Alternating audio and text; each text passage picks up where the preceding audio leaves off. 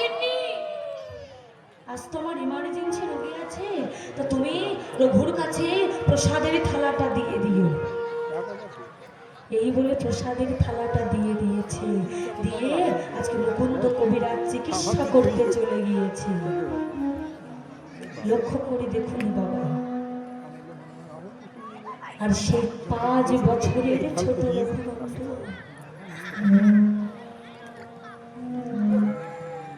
মায়ের কাছ থেকে প্রসাদের থালাটা হাতে নিয়ে মন্দিরের দরজাটা খুলে গোপীনাথের চরণে দিকে বলছে, গোপীনাথ, ও গোপীনাথ, জানো গোপীনাথ,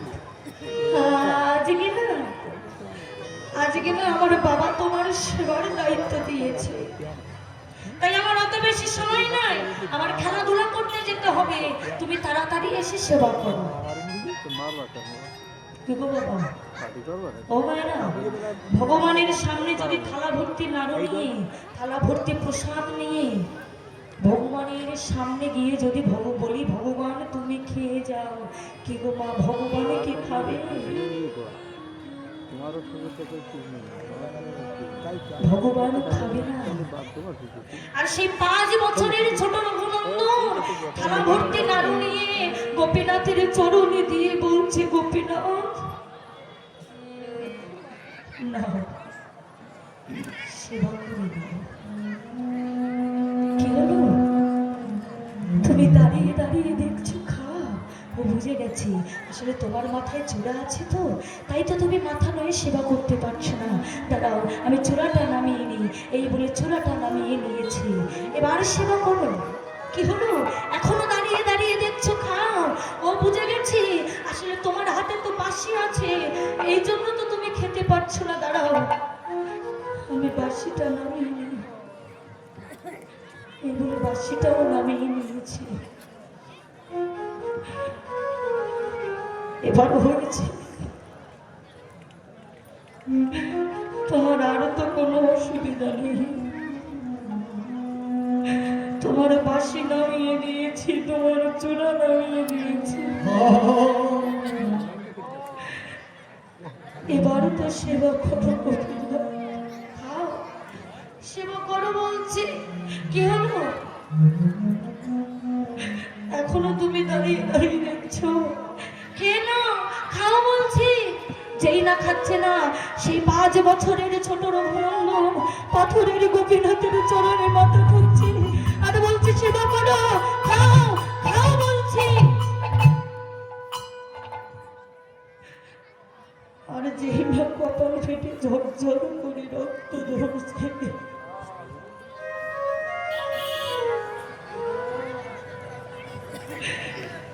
আর কি আমার পাথরের গোপীনাথ স্থির থাকতে পারে গো বাবা?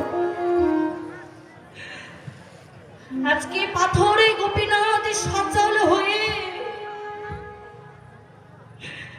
রঘুনন্দনের হাতটি ধরে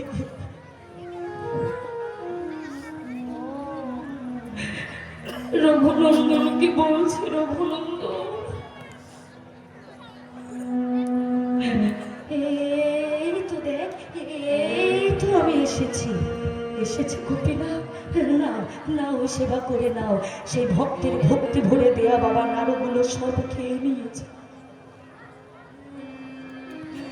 শূন্য থালা নিয়ে মন্দিরের ভিতর থেকে যখন বাইরে বেরিয়ে এসেছে,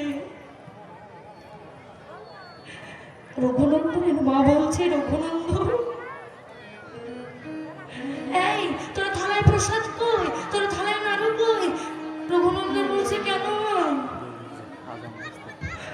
আমার ওই গোপীনাথ তো সব নারী সেবা করে নিয়েছে।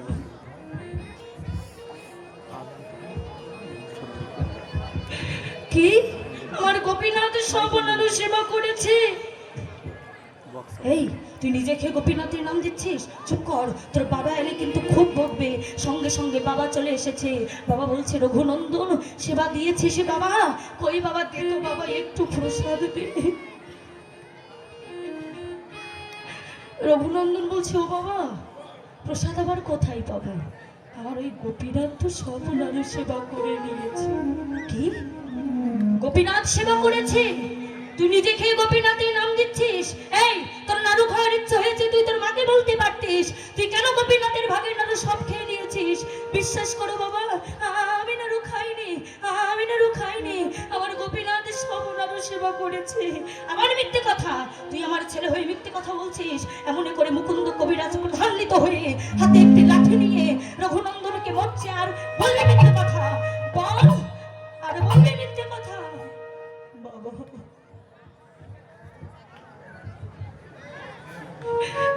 তুমি বিশ্বাস করো বাবা,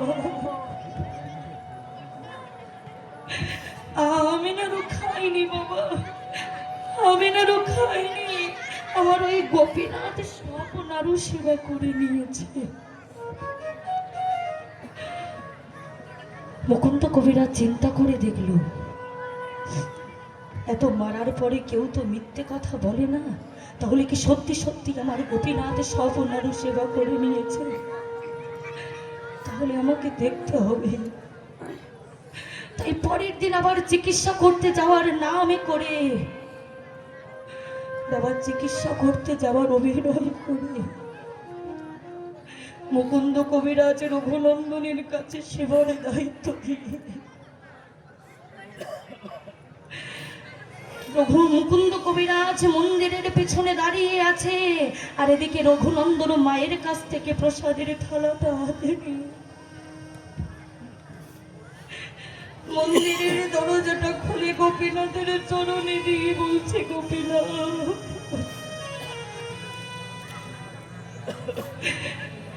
ও গোপীনাথ, জানো গোপীনাথ, কাল না আমার বাবা আমাকে খুব মেরেছে জানো। আমি নাকি নিজে না রক্ষে নাকি তোমার ভাগ দিয়েছি। এই দেখো বাবা আমাকে কেমন করে মেরেছে, দেখেছো বাবা আমাকে কেমন করে প্রহার করেছে। গোপীনাথ বলছে, ওরে রঘুনন্দন,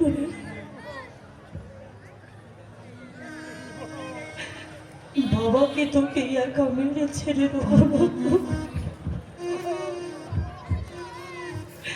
বাবাকে তোকে একা মেরেছে রে, বাবা আমাকেও মেরেছে, বাবা তোমাকে মেরেছে। আমি না হয় দোষ করেছি, বাবা না হয় আমাকে মারো, বাবা তোমাকেও মেরেছে।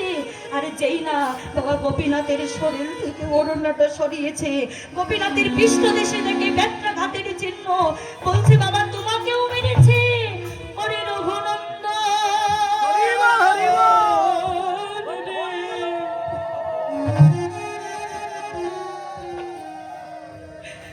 ওরে বাবা কি আর আমাকে মেরেছে রে।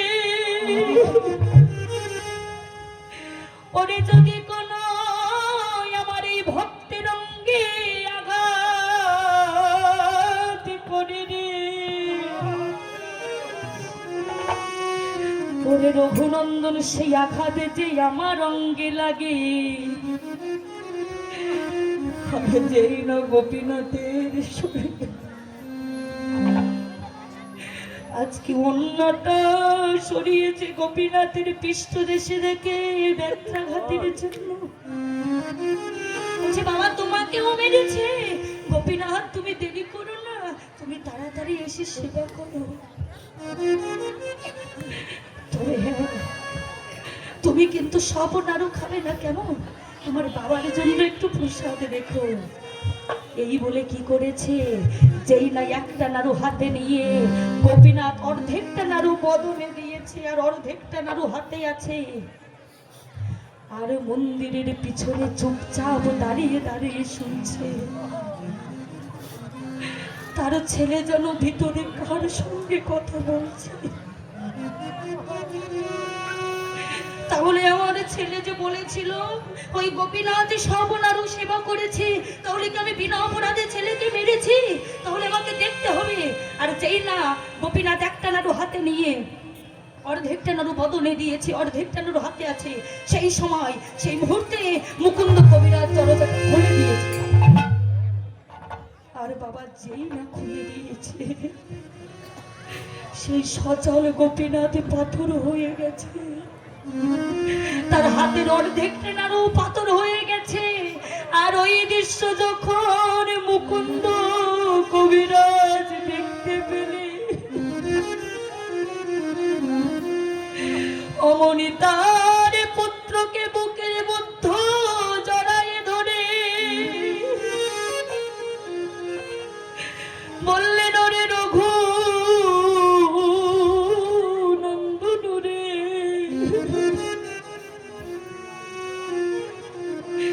আমি এতদিন গোপীনাথের সেবা করে, আমি এতদিন গোপীনাথের সেবা দিয়ে আমি যে গোপীনাথের দর্শন পেলাম না,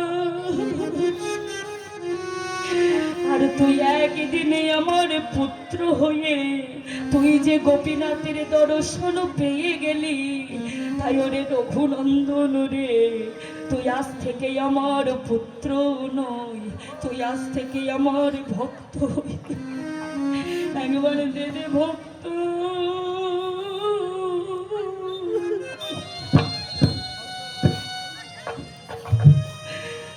তোর চরণে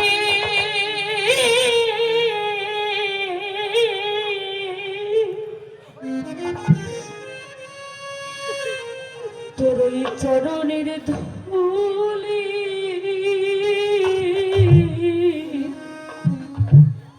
একবার দে দে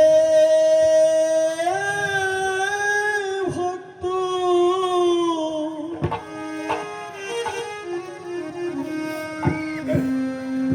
তোর চরণে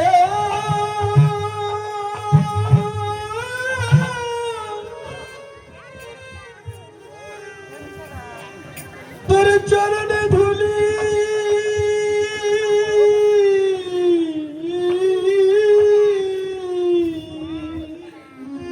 তোরই ধুলি মেখে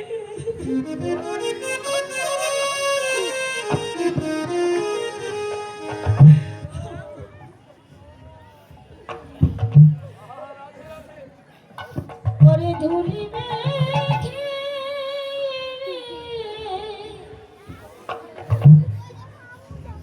ওরে জনম ধন্য করি,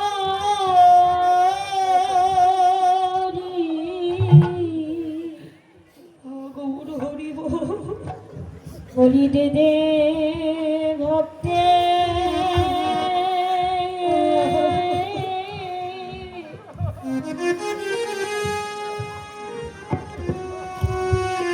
ভক্তের চরণে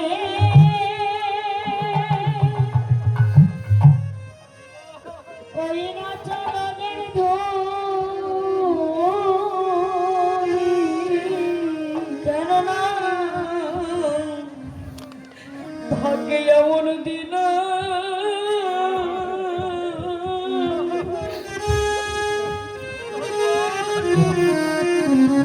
আমাদের হয় কি,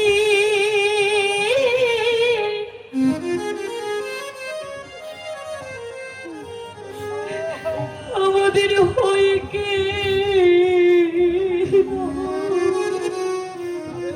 ভাগ্যে এমন দিন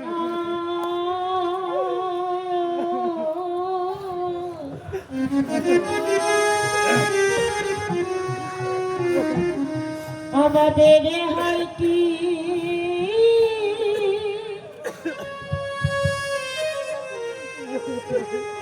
ওরে হইতে না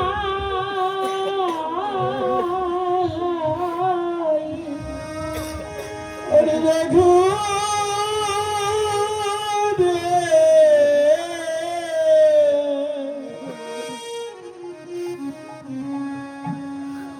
হরি এমন দিন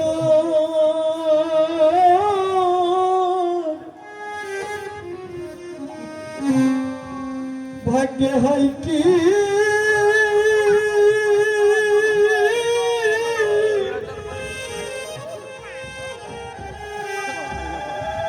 ওরে হয় কি না হয়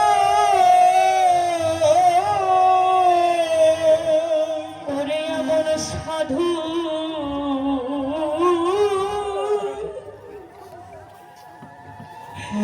এমন সাধু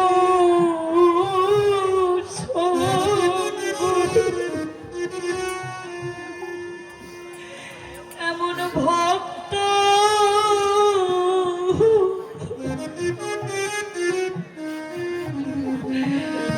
ভাগ্যে এমন বিনা হয় কি না হয় আমার সাধু সঙ্গ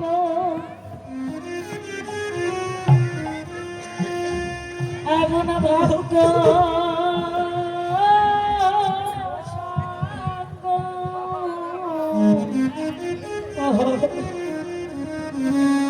বলি এমন দিনা হরি বল ওরে হয় না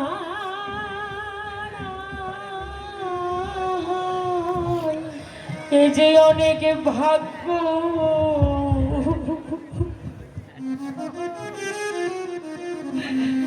ভাগ্য